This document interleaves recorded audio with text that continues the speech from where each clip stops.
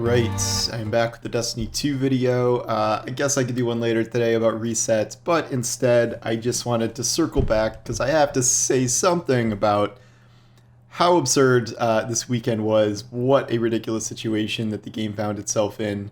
I am of course referring to the super bug, the easily the craziest bug I have ever seen in the history of this franchise. Like everyone's talking about like, oh, it's the new laser tag weekend, like where was it Prometheus lens like was just frying everyone instantly in Crucible. It's like, yeah, but imagine if there were like 50 laser tag weapons out there that also did the same thing in PvE, and that's what this weekend was. I'm of course talking about the glitch where you could combine all sorts of perks, all sorts of frames on different weapons. And amazingly, it just didn't like totally physically break the game. Like these guns worked for the most part when you combine all these different things. I think a lot of people are discovering a new love for weapon design because of this. But so this resulted in a lot of craziness where at first it was like, oh no, Trials is ruined. And like, because people were using one-shot bows. And then it became like, oh no, everything in the game is like toast and like ridiculous right now. Because it wasn't just PvP, which became, once everyone figured out the Amit shotgun thing, Amit got, 10 million kills in Crucible or something compared to everything else. And then in PvE, everyone figured out that you could use like any combination of different things, including the shotgun Amit, to just roast bosses. There were like crazy fusion rifle combos, grenade launcher combos, a ton of different things you could combine to bake any raid boss, any grandmaster on any difficulty, so you could just farm and farm and farm. I did not think it was the greatest idea to play the game during this period too much because I was almost sure there was going to be a rollback. Bungie came out and said they promised that there would not be a rollback, but they are still having lots of trouble fixing it, and as it stands right now, they have just disabled some weapons, a lot of perks, to prevent new craziness from being crafted. You can do some, I think, a little bit, but none of the truly nuts combinations as before, and then they're going to like restore everything later at some point to be normal, but they've had to delay Master Crota and the new Checkmate Crucible mode. The main point of contention here that I kept hearing from people as this was going on, some people were just annoyed that like Trials was ruined when there was a good thing to farm for Trials. It's like, okay, like I get it if, especially if you're like a streamer where your job is playing Trials, Jake. But even he came around and was like, okay, this is just funny. But, like, I get it, but like this is the craziest bug in the history of the game, and we have had 100+ Trials weekends over time, if not way more than that. Like, it's one weekend. I don't think it's the end of the world. But then this morphed into the idea that there were like ill-gotten gains from this, and that this was cheating, and people should have everything stripped away from them, especially the achievements that they've gotten from this. There was a big Salted Greppo thread about this where he's like Mr. Achievements, and he's done some of the hardest things in the game, and he was kind of echoing that position of he understands why people are upset about that. I have just persistently had a hard time wrapping my head around getting upset that someone else did something easier that you've done yourself, and they got, say a flawless Trials emblem or a solo dungeon emblem. And like there weren't really any that significant examples kind of besides those in terms of things that people are getting. I am just I'm having a hard time imagining the situation in which you would get really mad about someone else doing this. If you have a solo dungeon emblem, you know that you did that specifically in a difficult way, probably, well before this happened. So that you, I say, paid the iron price for this. And second of all, like, how often are you even going to run in to other people with a solo flawless dungeon emblem? Like, I don't know, 1 in every 300 people you see, and the chances that they did all these solo dungeon runs in the like 48 hours this was live and they didn't just do it legitimately, who knows? Like, it's probably a 70% chance they did it legitimately.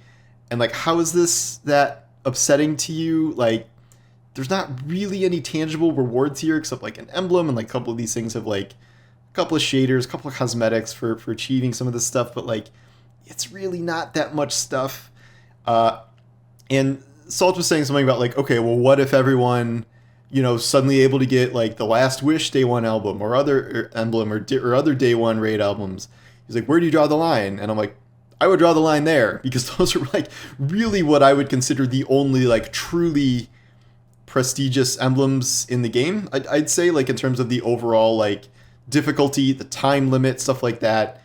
That is an instance where I'd be like, okay, Day 1 raid things should not just be smattered around everyone, and that would be a reward that I would be okay with being taken away if it was achieved through some sort of, crazy bug thing like this.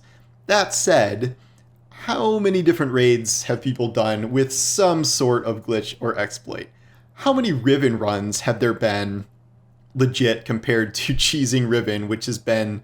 Cheesing Riven is the legit strategy for Riven, essentially, at this point in everyone's Last Wish run, and you just do the other one for fun, essentially. Bungie said it would be too much work to patch it, and people would just get mad, so they just are leaving it alone. And there's plenty of cheese for solo dungeons. Like, there are terrain skips and, encounter bugs and stuff like that you can use to your advantage as well. So I hardly think, clean runs of everything are also clean. So I just don't really understand the idea of getting mad that other people got an emblem or an Adept's Warden's Law when they didn't earn it, or even Trials is like, I feel like Trials getting flawless this weekend is still an achievement because of how many people are using the crazy guns. Like, you still have to out shotgun Amit all the other shotgun Amit people.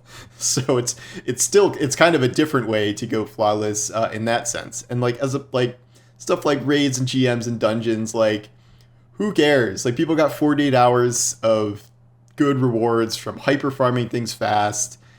Don't really need to roll back, raid drops and ascendant shards, and like, who cares? Like, it doesn't matter. But like, conversely, if there was some way to be like, okay, people who did an illegitimate solo dungeon achievement or got flawless, they're having their rewards rolled back. Like, I would say, like, okay, fine. Like, if you take it away from all the illegitimate people who did it with special weapons, I don't think they could complain about that either. And yet, I don't think that's possible. Like, technically, I don't even know if you can do a rollback specifically for emblems or titles or whatever, or achievements, nor do I think you could separate out people who did it with a bugged Amit, or people who actually legit did a, solo flawless dungeon run before this bug became widespread. Like, I'm sure some people did, and they would be very mad if that happened. More mad than the people who did it and are mad about the other people doing it illegitimately would be, and they would be right to, because they would have their legitimate achievement taken away, which is very bad.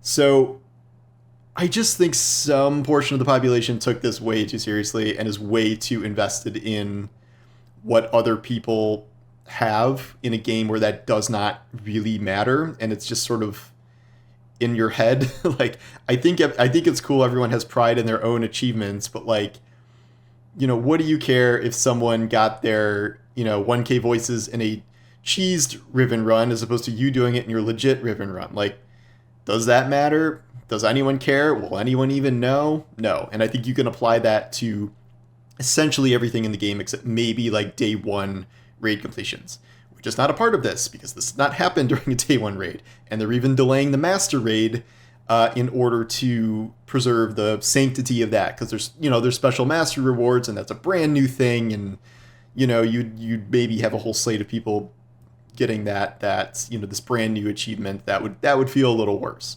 Although at this point, I think they've disabled most of the broken weapons anyway. So that's kind of my take on how this whole weekend went.